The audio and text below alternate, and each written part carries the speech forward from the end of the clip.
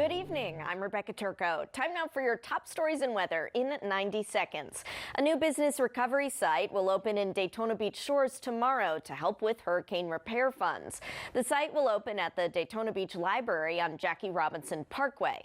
Loans are open to homeowners, renters, and business owners. The Orange County Sheriff's Office is still investigating a shooting outside a high school basketball game.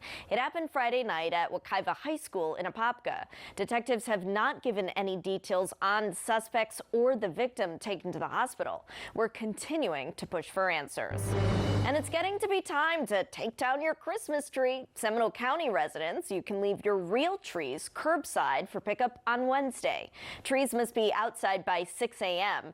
They'll be collected on Wednesdays throughout the month. Now let's get a check of your forecast from certified meteorologist Chris Gilson. Chris, it's certainly been a beautiful weekend. Winter schminter, right? Yeah, it's been absolutely gorgeous.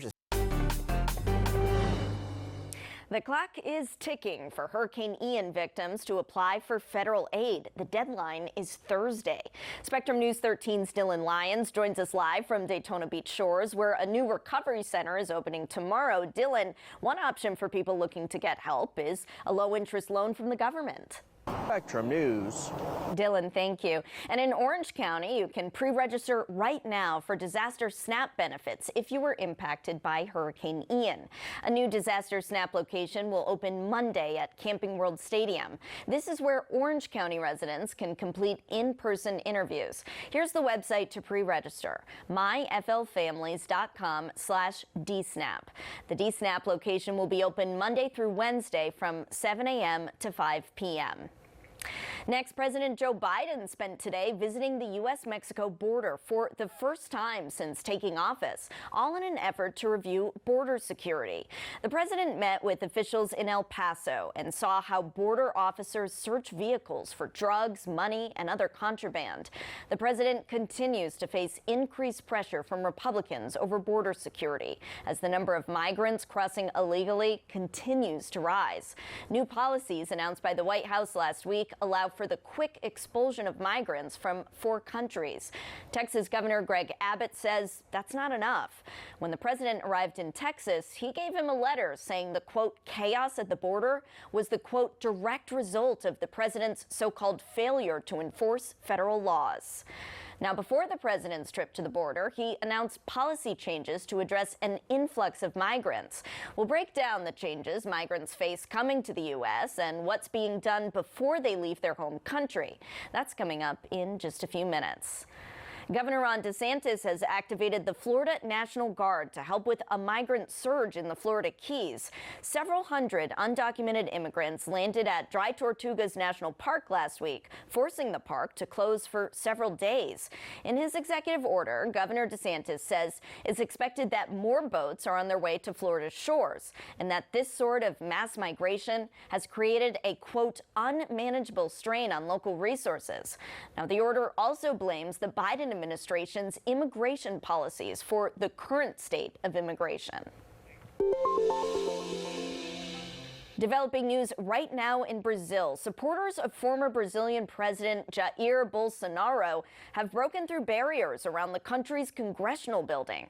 Video here shows the crowds. There are also reports of forced entry into the Supreme Court and presidential palace. The protests come a week after new President Lula was inaugurated. Current President Lula is not in the palace and Congress is not in session. Bolsonaro is currently in the U.S. He visited Orlando just last week. Meanwhile, President Biden is sitting down with the leaders of Mexico and Canada for their annual meeting. The 3 heads of state are meeting in Mexico City tomorrow for the North American Leaders Summit. Migration issues are expected to be at the top of the list. The 3 will also focus on key aspects of trading and the economy. They last met in November of 2021. Next, hundreds gathered for the 50th annual Epiphany Dive at Lake Eola in downtown Orlando this afternoon. They held a procession from St. George Orthodox Church, then blessed the water next to the bandshell. Divers were eager to jump into the water and retrieve the cross. Dennis O'Neill retrieved the cross. He tells us the meaning behind this tradition. It's when Jesus got baptized by John the Baptist. That happened on Friday. So today we jumped, to see who got the cross for a special blessing. Even though everyone gets a blessing, the one who gets the cross gets, a bigger blessing. This tradition goes back 5 decades in Orlando, and it's celebrated in similar ways in other parts of the world. Destination Space News now. We have an update on the launch initially planned for tonight. SpaceX now says it'll aim to launch late Monday. SpaceX tweeted the delay gives them time for pre-launch processing. The OneWeb Launch 16 mission is pushed to 11:50 p.m. from Kennedy Space Center. You may hear a sonic boom as the booster returns to the launch pad. We'll bring you the launch and booster landing live right here on Spectrum News 13.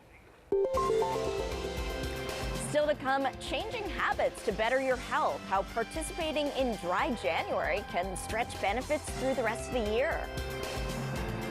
But first, we're going to get another quick check of the forecast with certified meteorologist Chris Gilson. Chris, how long are we going to have this great weather? Yeah, it's been beautiful out there.